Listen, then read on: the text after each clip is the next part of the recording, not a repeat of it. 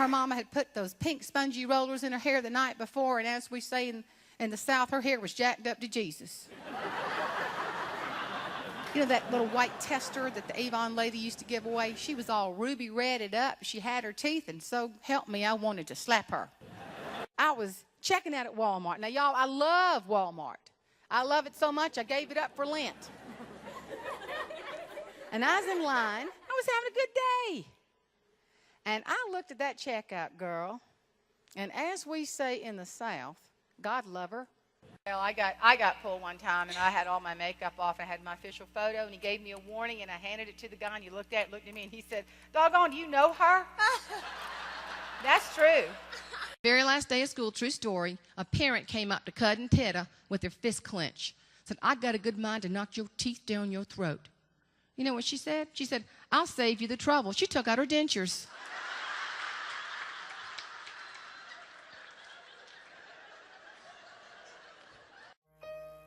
What a day this has been. What a rare mood I'm in. Why, it's almost like being in love. I mean, here I am in Atlanta Hartsfield Airport, in the ladies' room, in the stall. And all of a sudden I hear, "Donna. Donna." And I kind of went, well, I am over a body of water. Hello? This woman next to me is on a cell phone. But that's not the worst part. She's on a job interview. I looked at my watch. I said, well, my plane doesn't leave for another hour and a half. I think I'll listen. And I heard her say, "Oh, yes, sir. Oh, yes. I am very efficient with paperwork." Now, let me tell y'all something. I knew I shouldn't have done it. But, I mean, there was a roll right there. So I grabbed me a wad, and I shoved it underneath her stall. And you know what? She did not think it was funny. And I heard her say, "Very funny. I'm on a job interview." I said, "Girl, you on a potty." Now, I truly could have let that ruin my day. But how do you handle situations that irritate you, that could pull you down? You know what? You just pull out that humor shoe. You find the funny. She looked at me and she said, "You see that pageant on TV Saturday night? That's the one I won." And I really had not seen it. So I thought, I'll just say no and get it over with. I said, "No." Honey, she didn't stop there. She said, "Well, that girl that won, she ain't pretty at all. And she can't sing neither." And I thought I'd be real sweet and just kind of give her a hint it's me. And so I touched her on the knee and I said, "And guess what? She can't cook either." And she looked at me and said, "She's pitiful." Y'all ever wear Spanx? You ever had a blowout? You go, "What is that lump? Is it a tumor?" No, it is your fat. It has finally made its way through.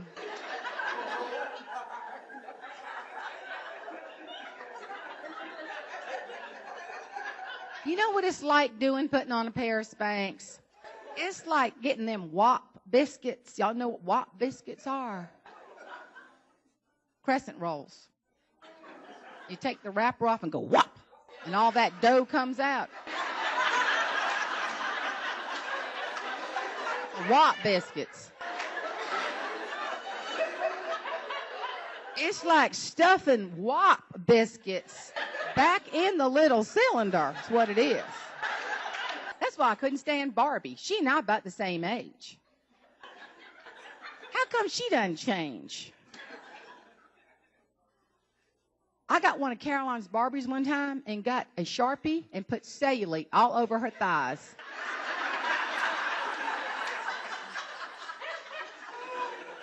And I'm fixing to do chin hair Barbie.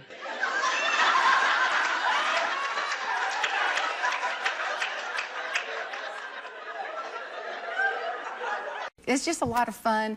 And it's kind of the aha moments that I think we have as women. The first lesson I learned was that change is painful. Because I remember feeling, why do I hurt up here? And I was just a little girl. And my body was changing. And so that was the very first life lesson. And then the second one was pretty painful because it was life's not fair because I didn't get the big bra. I got the little T-shirt with the bow. I was thinking about some funny things happening when I was Miss South Carolina. I remember I had an appearance at a nursing home, and after I sang, one of the residents came up to me. She could barely walk, bless her heart. And she said, "Honey, we thought you was so good, we gave you a standing ovulation." Oh, honey, you're now starting to soar on top of the world. It's a good feeling, isn't it? The challenge is to stay on top, right? And such a feeling's coming over me. There is a wonder in most everything I see. Not a cloud in the sky, got the sun in my eyes, and I won't be surprised if it's a dream. Everything I want the world to be is now coming true, especially for me. And the reason is clear, it's because you walked in. You're the nearest thing to heaven that I've seen.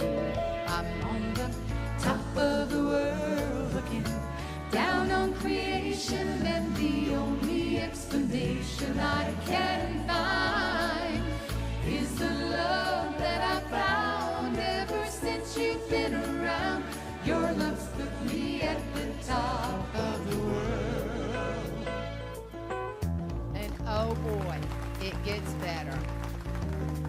They want a 5-bedroom beachfront home with a pool, a guest house. Now you got another song.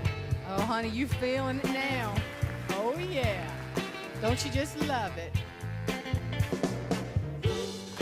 What you want, baby, I got it. What you need, no, I got it. All I'm asking is for a little respect, just a little bit, baby. Just a little bit. When you come home, just a little bit, mister. Just a little bit. Oh, honey, you are feeling fine. You are feeling natural to your gifts and talents. Listen to this one. Yeah. You make me feel like a natural salesman. Salesman, you are feeling good about you. But you know, it doesn't always happen that way. Oh no, life can be tough. Sometimes you're the windshield, sometimes you're the bug. And I think you have to be both to be successful, right? So get used to it, because things can start to change pretty quickly. It's a strange old game and you learn it slow. One step forward and it's back you go. You're standing on the throttle, you're standing on the brake, you go nowhere. That's stress. In the groove till you make a mistake. Sometimes you're the windshield, sometimes you're the bug. Sometimes it all comes together, baby. Sometimes you're a fool in love. Sometimes you're the Louisville Slugger, baby. Sometimes you're the ball.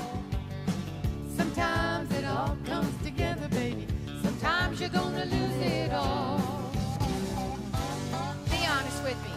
Have you ever been so frustrated you wanted to walk into Walmart and just slap the greeter? I mean, things were going great. You're making phone calls. It's not happening. Nobody's getting back in touch. You cannot get your sales moving. You got to make it happen. You don't know how. You're confused. You've gone from being on top of the world, and now you're thinking, hey, why haven't I heard from you? Well, back in 1876, an old boy named Bill invented a contraption that you know so well. By the 1950s, there were